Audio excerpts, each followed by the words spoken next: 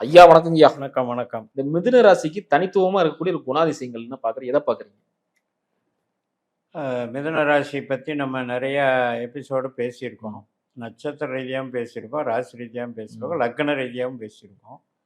மிதுன லக்னம், மிதுன ராசி அப்படின்றது வந்து அன்ஸ்டேபிள். அதாவது மனசு, அவங்களுடைய இருப்பிடம், இந்த 2மே நிலை இல்லாதது. அந்த பாலிசி வச்சுக்கணும். காரணம் என்ன இதுக்கு? உபயராசி. அது வந்து 3ஆம் இடமாவும் இருக்கு. 3ன்னு வந்துட்டாலே எவர் சேஞ்சிங், மாறிட்டே இருக்கிறதுங்கிறது தான். அதில் புதனா வேற இருக்காரு. புதன் அதிபதின்னு வந்தாலே அவர் வந்து என்னன்னா புத்திசாலித்தனம். புத்திசாலித்தனங்கிறத விட சமயோசிதமாக வேலை பார்க்குறது. அதாவது சந்தர்ப்பவாதி அப்படி எடுத்துக்கலாம். உள்ளே இருக்கிறவர் யாருன்னா செவ்வாய், ராகு, குரு.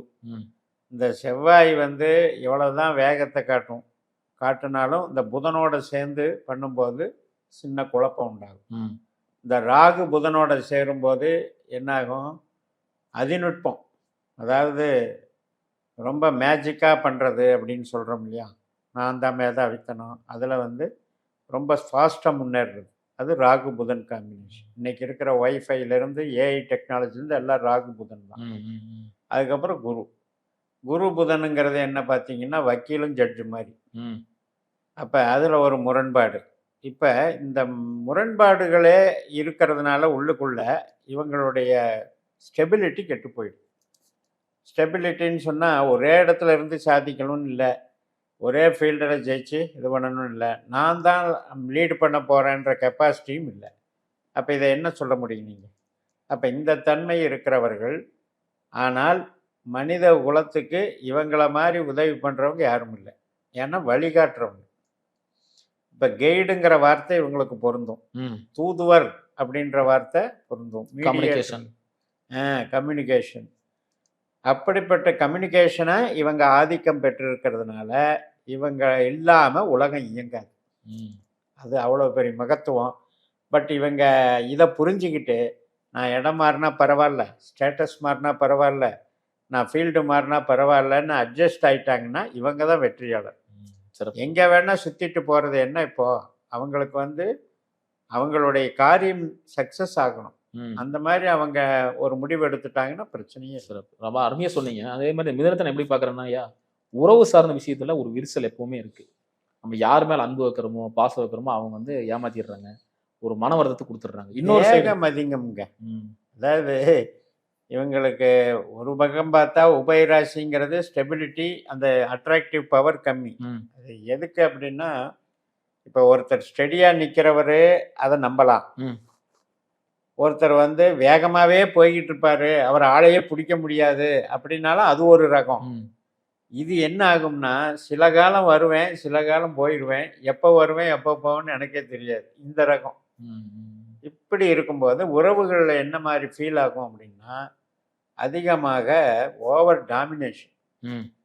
அதாவது இப்போ ஒரு டீனேஜோ அல்லது வந்து பருவத்திலேயோ லவ் பண்ணுறாங்க அப்படின்னா அதீதமான ஒரு ஆத்திரப்பட்டு பண்ணுறது, எமோஷனை காட்டுறது. செவ்வாய் ராகு 2 பேரும் எப்படிப்பட்ட ஆளுங்கன்னா வில்லத்தனமான ஆளுங்க. இந்த கத்தி எடுத்து கிழிச்சிக்கிறது, இது மாதிரி எல்லாம் இந்த ஆக்ரோஷமான செயல்பாடுகள் எல்லாம் இந்த செவ்வாய் ராகுக்கு போகும். கடைசி பாதத்தில் பிறக்கிறாங்கன்னு வைங்க, மிதுனத்தில் வந்து கடைசி பாதம் புனர்பூசம் 3 பாதம் இருக்கு. அந்த புனர்பூசத்தில் பிறக்கிறவங்களுக்கு மட்டும் ஜென்யூன் பர்சனாக இருப்பாங்க, நாகரிகம் பார்ப்பாங்க, டீசன்சி பார்ப்பாங்க. பட் உறவுகளில் பார்த்தீங்கன்னா ஒரு மாதிரி அந்த டீசன்சி, மரியாதை, ட்ரெடிஷ்னல் அட்டாச்மெண்ட்டோடு போய்க்கலாம். இப்போ ஒரு மனஸ்தாபம்னாலும் கூட அதை ஆக்ரோஷப்படுத்தி காட்ட மாட்டாங்க. ஆன்மீகத்தில் தெய்வத்துக்கிட்ட விட்டுட்டு போகிறேன்ட்டு போயிடுவாங்க அப்படி. அதனால் அந்த கடைசி புனர்பூசத்தில் பிறந்தவங்க வந்து ரிலேஷன்ஷிப்னால பாதிக்கிறது கிடையாது. யார் வந்து மிருகசிரீஷம், திருவாதிரை இதில் பிறக்கிறாங்களோ இவங்களுக்கு தான் இந்த ரிலேஷன்ஷிப் ப்ராப்ளம். இது எப்படி ப்ராப்ளம் ஆகுதுன்னா, கம்பேட்டபிலிட்டி கரெக்டாக இருக்கணும். இப்போ நாம் கணவன் மனைவிக்கு பொருத்தம் பார்க்கலாம், அப்பா அம்மாவுக்கு எப்படி பார்க்குறது? பிறந்தாச்சு, அவர் ஒரு லக்ன ராசியாக இருப்பார், இவங்க ஒரு லக்ன ராசியாக இருப்பார். இவருடைய ஈடுபாடு பூராமே ஆக்ரோஷமாக இருக்குது. ஆக்ரோஷமாக இருக்கிறத மீட் அவுட் பண்ணுற மாதிரி அவங்களுக்கு கெப்பாசிட்டி இருக்கணும். இருந்ததுன்னா அந்த ரிலேஷன்ஷிப் நீடிக்கும். இல்லைன்னா சேரை போட்டு உடச்சிட்டு இப்போ கிளம்ப வேண்டியது தான். ஆனால் இது இதை வந்து அப்படியே கட் பண்ணி விட்டுறாது, திருப்பி வந்து ஒட்டிக்கும். அதுதான் மிதுனம். கொஞ்ச காலம் கோவிச்சுட்டு போவேன், மறுபடியும் ஜாயின் ஆகிக்குவேன் அந்த மாதிரி. ஏன்னா நட்பு வட்டாரம் எடுத்துட்டோம்னா மிதுன ராசிக்கு தான் அதிகமான நட்பு வட்டாரம் வச்சிருக்காங்க. அதாவது நல்ல கலைஞர்கள்னு சொல்லலாம், கலை உணர்வு பெற்றவர்கள்னு சொல்லலாம். அதை வந்து பிரதிபலிக்கும் போது தான் இந்த ஆக்ரோஷம் வெளிப்படுது, அவ்வளோதான். அதாவது அவங்களுக்கு அவங்களுடைய பிஹேவியரில் வந்து அரகன்சி இருக்கு, அவ்வளோதான்.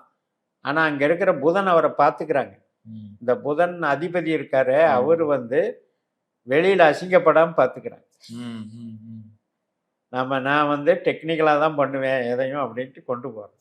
ஆனால் உள்ளுக்குள்ளே அங்கே குமுறும், இந்த செவ்வாய் ராகு உணர்ச்சி குமுறும். இந்த புதன் வந்து டீசென்சியாக கொண்டு போயிடும். இப்போ இதிலிருந்து நம்மளுடைய பேச்சுவார்த்தையிலிருந்து நம்ம என்ன டிசைட் பண்ணிக்கணும்னா, உறவுகளை பொறுத்த வரைக்கும் திருமண வாழ்க்கை உறவும் 7ஆம் இடமும் உபயராசி, தாய் என்று சொல்லக்கூடிய 4ஆம் இடம் உபயராசி, இது ஒரு கணக்கு இருக்கா. 10ஆம் இடம்னு சொல்லக்கூடிய தொழில் ஸ்தானமும் உபயராசி. இப்படி அவங்க அமைகிறதுனால இவங்க வந்து ஃப்ரெண்ட்ஷிப்பு வகையில் இவங்க வந்து ஸ்டாண்ட் பண்ணுவாங்க. ஏன்னா 11ஆம் இடம் தான் ஃப்ரெண்ட்ஷிப், மேசராசியாக வருது. ஃப்ரெண்ட்ஷிப் வகையில் இவங்க ஸ்டாண்ட் பண்ணுவாங்க. ஆஃப்டர் மேரேஜ் மனைவி கணவன் ஸ்டாண்ட் பண்ணுவாங்க, நண்பர்கள் ஸ்டாண்ட் பண்ணுவாங்க. பட்டு கூட பிறந்தவங்களோ பெற்றோர்களோ மற்றும் வந்து வேறு மாதிரியான இப்போ இந்த காதல் உணர்வுகளில் வர்ற பிரச்சனை, இதெல்லாம் தான் இவங்களுக்கு பிரச்சனை. அதே மாதிரி திருமண வாழ்க்கை சொன்னீங்க, அழகாக சொன்னீங்க. திருமண வாழ்க்கையில் நிறைய பிரச்சனைகள் இவங்களுக்கு தான் இருக்குது. எதனால் ஏற்கனவே டபுள்னு சொல்லியிருக்கோம். ஆமாம், அது எதனால் இங்கே காலசர்ப பிரச்சனையா? மிதனம்னால ரெட்டை அப்படின்னு சொல்கிறோம். அந்த ரெட்டை தன்மை வந்து அவங்களுக்கு வேலை செஞ்சிட்ருக்கு. புதன் அப்படின்னாலே டபுள்னு அர்த்தம். அப்போ அந்த ரெட்டைத்தன்மை அவங்க குணத்திலேயே இருக்குது. இதுக்கு காரணம் என்னென்னா ஆசிலேஷன் மைண்டு தான். இன்றைக்கி இது நல்லா இருக்குது, நாளைக்கு அது நல்லா இல்லை, மறுபடியும் வேறு ஒன்று நல்லா இருக்குது, இப்படி மாறிக்கிட்டே இருக்கிற மனசு. அதனால தான் அந்த மேட்ரிமோனியல் ரீதியாகவும் அவங்க வந்து அந்த மாதிரி டிஃப்ரென்ஸ் பண்ணுறாங்க. இப்போ யாருக்காவது புனர்பூசத்தில் பிறந்தவங்க இருந்தாங்க அப்படின்னா பெருசாக பிரச்சனை வராதுங்க. நல்லா வந்து குணாதிசயத்தில் அட்ஜஸ்ட் பண்ணிட்டு போயிடுவாங்க. திருவாதிரையில் பிறக்கிறவங்களுக்கு வந்து கரெக்டாக சுக்கிரன் கவர்ச்சியான லைஃப் பார்ட்னர் கிடைப்பாங்க. திருவாதிரையில் படிக்கிறேன் அப்போ வந்து இன்பத்தை அனுபவிக்கிறதெல்லாம் ரொம்ப என்ஜாய் பண்ணுவேன். ஏன்னா ராகு சுக்கிரன் மாதிரி போகங்களை அனுபவிக்கிறதுக்கு கிரகமே இல்லை. அது மட்டும் அவங்க ஜாதகத்தில் ராகு சுக்கிரன் கரெக்டான பொசிஷன் அமைஞ்சிட்டாங்கன்னா அற்புதமாக அவங்க என்ஜாய் பண்ணுவாங்க திருமண வாழ்க்கையில். அதே மாதிரி இப்போ வந்து பேரண்ட்ஸு அப்படின்னு எடுத்துக்கிட்டிங்கன்னா, நான் சொன்ன மாதிரி இந்த செவ்வாய் ராகு வந்து கெட்டக்கூடாது. செவ்வாய் ராகு கெட்டு போச்சுன்னா வீட்டில் குடும்பத்தில் பூர்வீகத்தில் பிரச்சனை சண்டை இது வந்து வந்துடும்.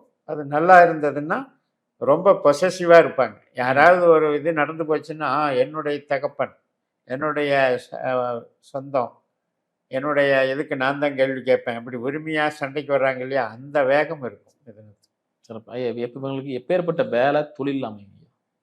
2ஆம் இடம் அப்படின்னு பார்த்தீங்கன்னா சரராசி, அதனால் வளர்ச்சி இருக்கும், பண வளர்ச்சி வந்து அருமையாக இருக்கும். அதில் வந்து 10ஆம் இடம் வந்து உபயராசியாக இருக்கிறதுனால இவங்களாம் சின்ன வயசுலேயே பிளான் பண்ணி போய்க்கணும். அப்போ தான் அவங்களுக்கு வந்து தொழில் நல்லாயிருக்கும்.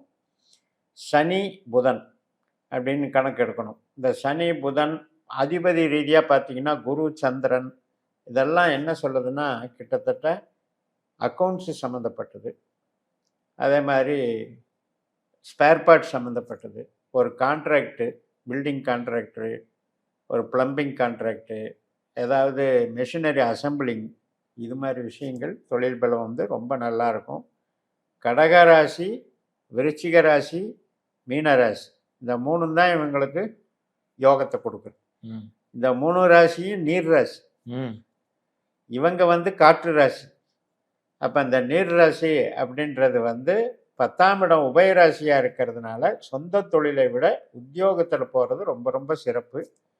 உத்தியோகத்தில் போயிட்டு ஸ்டடியாக ஒரு இதை பண்ணும்போது ஒரு 2-3 பிரான்ச்சை கூட வச்சுக்கலாம். அதாவது 2-3 கேட்டகரி. இப்போ ஒருத்தர் பார்த்தீங்கன்னா சாஃப்ட்வேர் ஒரு பக்கம் ஒரு இது மாதிரி ப்ரௌசிங் சென்டர் மாதிரி வச்சுருப்பாரு. இன்னொரு பக்கம் பார்த்தீங்கன்னா ஒரு கடை போட்டு வியாபாரம் பண்ணிட்டு இருப்பாரு. இது மாதிரி பிரித்து ஒரு 2-3 பிஸ்னஸாக பண்ணக்கூடிய யோகம் இவங்களுக்கு. அதே மாதிரி இவங்களோட வீழ்ச்சிக்கு காரணமா இருக்கக்கூடிய பலவீனம் என்னங்க? பொருளாதார வீழ்ச்சிக்கு வந்து சனியும் புதனும் கெடக்கூடாது. கெட்டால் அது வந்து காரணம். அது எதனால் அப்படின்னா அது வந்து கணக்கு வழக்குகளில் மிஸ்டேக் ஆகி லாஸ் ஆகிறது. செய்ய தெரியாமல் செய்கிறது. செய்ய தெரியாமன்ற இல்லை, அந்த சூழல் வந்து இவங்களுக்கு சாதகமாகவே இருக்காது. ஆனால் நம்பிடுவாங்க. அந்த மாதிரி ஏமாந்துறது தான் சனி புதன் கெட்டு போனால் நடக்கிறது. அதே மாதிரி இவங்களுக்கு ஆகாத கிரகம் அப்படின்னு எடுக்கும் பொழுது சூரியன், சந்திரன், செவ்வாய் இதெல்லாமே வந்து பிரச்சனையாக இருக்குது. இவங்க இதுலேயே செவ்வாய் இருக்குது. செவ்வாய் டபுள் ஆக்ட் பண்ணுவார். 2 பாதம் மிதுனத்தில் இருக்குது, 2 பாதம் ரிஷபத்தில் இருக்குது. அதனால் இந்த சூரியன், சந்திரன், செவ்வாய் அப்படிங்கிறது கவர்மெண்ட் சம்மந்தப்பட்டதில் கவனமாக இருக்கணும்.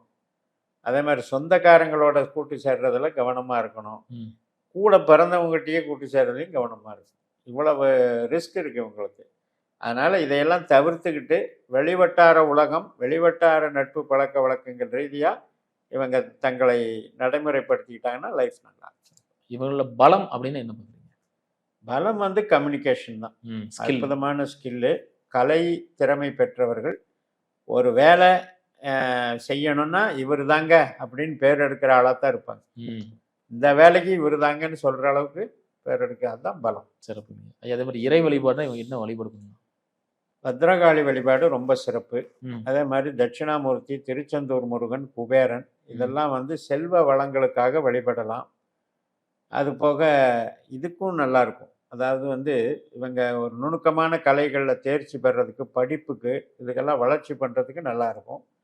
சொத்து பத்து சேர்க்கறதுக்கு வந்து சனி பகவானை பிடிச்சிக்கலாம். பூசம், அனுசம், உத்திரட்டாதியில் சனி பகவானை பிடிச்சிக்கலாம், ஆஞ்சநேயர் பிடிச்சிக்கலாம், கருப்பசாமி பிடிச்சிக்கலாம். இதெல்லாம் வந்து நட்சத்திர ரீதியாக வழிபாடு பண்ணணுங்கிறது தான் நம்மளுடைய சிஸ்டத்தில் நம்ம சொல்கிறது. கிழமை எடுக்க வேண்டாம், அந்த நட்சத்திரத்தில் அந்த வழிபாடு பண்ணுங்க. சிறப்பு.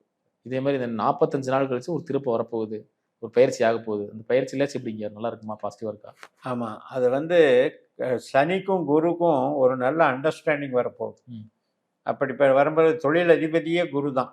அதனால் அண்டர்ஸ்டாண்டிங் வர்றதுனால ஒரு மாற்றம் ஏற்படுகிறது. அது இல்லாமல் அந்த வாய்ப்புகளை வந்து கரெக்டாக பயன்படுத்தி சம்பாதிச்சு பணம் சேமிக்கிறதுக்கு இந்த ஒரு வருஷம் ரொம்ப அற்புதமாக இருக்கும். அது வந்து ஜூன் 2க்கு மேலே நமக்கு அற்புதமாக வேலை செய்யும். சிறப்புங்க. ரொம்ப அற்புதமாக சொன்னீங்க. மீண்டும் அடுத்த காலையில் சந்திக்கலாங்க. நன்றி.